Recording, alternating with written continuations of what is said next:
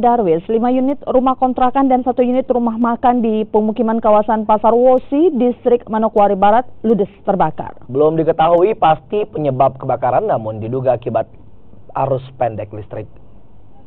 Api dengan cepat melahap sejumlah rumah kontrakan dan 1 rumah makan yang terletak di Kompleks Pasar Wosi, Distrik Manokwari Barat. Warga yang panik berusaha memadamkan api dengan peralatan seadanya. 1 unit mobil water cannon milik Polda berusaha memadamkan api, namun karena rumah yang bertipe semi permanen ini membuat api dengan mudah membakar seluruh rumah hingga rata dengan tanah. Menurut warga, api berasal dari salah satu rumah kecil yang berada di tengah-tengah perumahan warga. Dugaan sementara api berasal dari arus pendek listrik.